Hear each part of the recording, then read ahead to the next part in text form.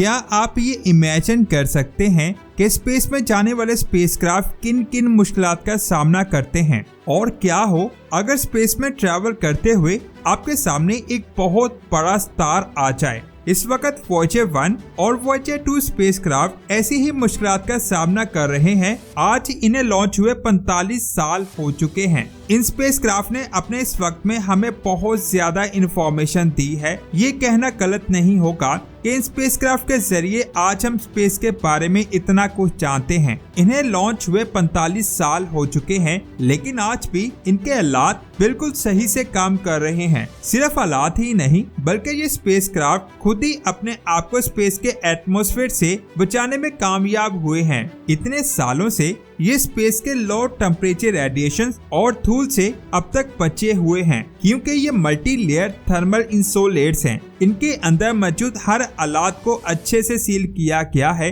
ताकि स्पेस के टेम्परेचर का इनके ऊपर कोई भी असर ना हो। वॉयेजर स्पेसक्राफ्ट के लॉन्च होने से कुछ टाइम पहले इसके अंदर मौजूद केबल्स को एल्यूमिनियम फॉइल से लपेटा गया था ताकि स्पेस की रेडिएशंस इन्हें खराब ना कर सके। जब इन स्पेसक्राफ्ट को लॉन्च किया गया तब ये जुपिटर, सैटर्न, यूरेनस और नेपच्यून के करीब से गुजरे और बहुत सारी शानदार तस्वीरों को जमीन पर भेजा। इनमें से सबसे ज्यादा फेमस तस्वीर ये है। इसमें जो छोटा डॉट आप देख रहे हैं वो हमारी जमीन है। इस तस्वीर को पेल ब्लू डॉट कहा जाता है। इसके अलावा इन स्पेसक्राफ्ट ने जुपिटर के मून आयो पर होने वाले वोल्केनिक eruption को भी कैप्चर किया, जिसे आप अपनी स्क्रीन पर देख सकते हैं। ऐसी बहुत ज्यादा तस्वीरें हैं जो ज्यादा फेमस तो नहीं है, लेकिन बहुत ज्यादा शानदार हैं। इनमें से एक तस्वीर ये है जिसमें आप जमीन पर चांद को एक ही फ्रेम में देख सकते हैं। इस तस्वीर को उस वक्त कैप्चर किया गया जिस वक्त वह जुपिटर की तरफ जा रहा था।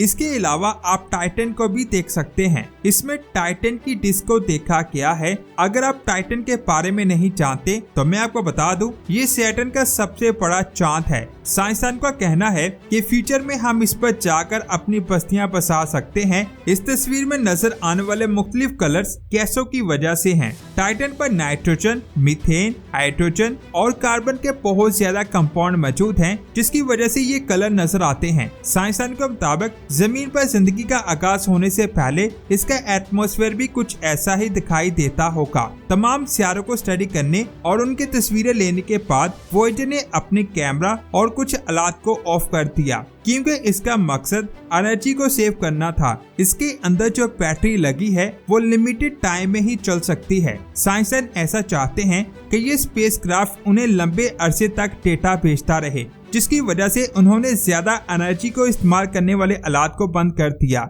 और 2012 को बगैर किसी रुकावट के ये स्पेसक्राफ्ट हमारे सोलर सिस्टम से बाहर पहुंच गया और इसके बाद ये हीलियोस्फीयर के किनारे पर भी पहुंच गया। यहाँ बहुत ज्यादा सोलर विंड्स होती हैं। इसके बाद ये हीलियोपोस में एंटर हुआ। यहाँ सोलर विंड्स का प्रेशर और इंटरस्टेलर प्लाज्मा का प्रेशर बराबर होता है। ये बात आप जान लें कि साइंसदानों ने इस एरिया के बारे में सिर्फ सिमुलेशन के जरिए ही स्टडी की थी, लेकिन अब सच में ये स्पेसक्राफ्ट वहां पहुंच चुका है। इस एरिया में सोलर विंड्स के पार्टिकल्स और आउटर स्पेस के पार्टिकल्स आपस में टकराते रहते हैं। इनकी स्पीड बहुत ज्यादा तेज होती है। इस टक्कर की वजह से बहुत ज्यादा लाइट और हीट खारिज होती है। जब ये चीजें बड़े पैमाने पर होती हैं तो वॉल ऑफ फायर नाम का एक स्ट्रक्चर बन जाता है। इस एरिया का टेम्परेचर 29,700 डिग्री से लेकर 49,700 डिग्री तक होता है, जो हमारे सूरज की सतह के टेम्परेचर से 10 गुना ज्यादा है। अब आप खुद अंदाजा लगा सकते हैं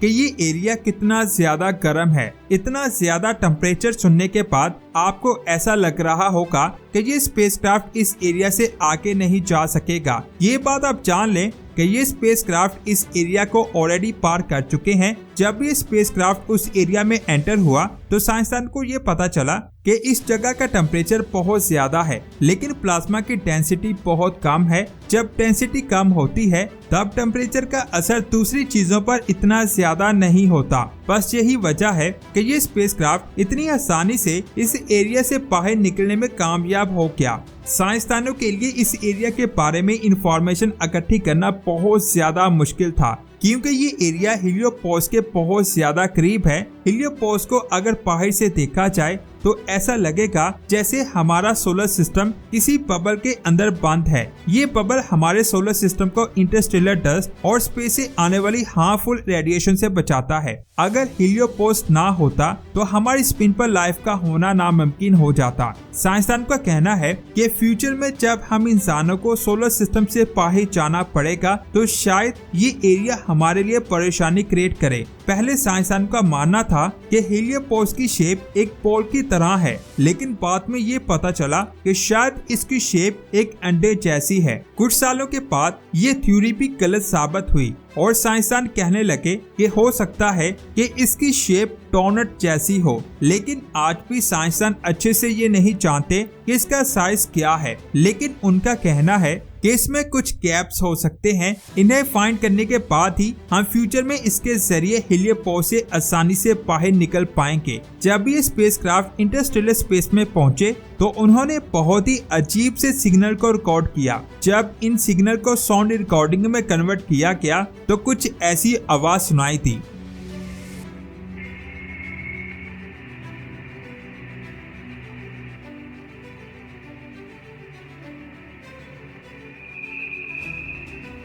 इन्हें सुनकर ये कहा जाने लगा कि ये सिग्नल एलियंस ने भेजे हैं, क्योंकि ये स्पेसक्राफ्ट जमीन से बहुत ज्यादा दूर था तो ये आवाज जमीन की नहीं हो सकती। कई माह तक साइंसदान सोचते रहे कि शायद ये एलियंस की आवाज है और इसे सुनकर ऐसा लग भी रहा था कि ये किसी एलियन जहाज की आवाज हो सकती है। लेकिन बाद में पता चला कि ये इंटरस्टेलर स्पेस में मौजूद गैस की आवाज है। ये बात आप जान लें कि ऐसा नहीं है कि वोयेजर स्पेसक्राफ्ट में कभी कोई खराबी नहीं आई।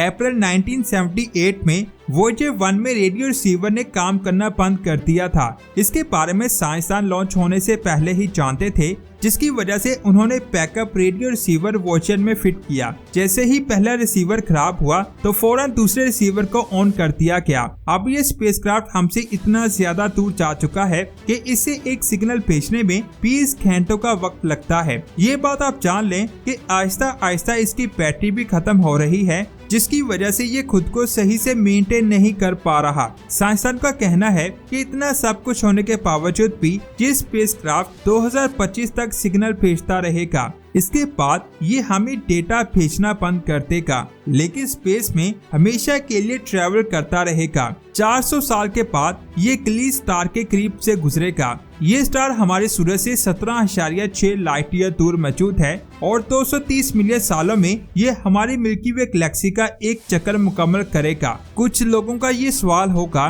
कि क्या वोयेजर इतने लंबे अरसे तक ट्रैवल कर पाएगा, तो इसका कोई ठोस जवाब नहीं है। साइंसदान का कहना है कि मिल्की वे में बहुत ज्यादा डस्ट मौजूद है, जिसकी वजह से ये स्पेसक्राफ्ट बहुत जल्द खराब हो जाएगा। यहाँ पर एक सवाल आता है, अगर इस वक्त वोयेजर के कैमरा को ऑन किया गया तो हमें क्या दिखाई देगा? फिलहाल तो ये स्पेस के अंधेरे में मौजूद है, जिसकी वजह से हमें कुछ भी दिखाई नहीं देगा और एनर्जी की सेविंग के लिए इसके कैमरा को बंद किया गया है। आपका इसके बारे में क्या ख्याल है, नीचे कमेंट्स करके जरूर बताएं। हमने ऑस्ट्रेलिया पर एक वीडियो बनाई है जिसमें मैंने बताया है कि ऑस्ट्रेलिया का 95% हिस्सा खाली क्यों है और इसके सिर्फ और सिर्फ 5% हिस्से में ही लोग क्यों रहते हैं। ये वीडियो बहुत ज्यादा अमेजिंग है, इसे जल्दी से जाकर देखें। लिंक आपको नीचे डिस्क्रिप्शन में मिल जाएगा। मिलते हैं एक और शानदार वीडियो में। अपना बहुत सारा ख्याल रखें। अल्लाह हाफिज।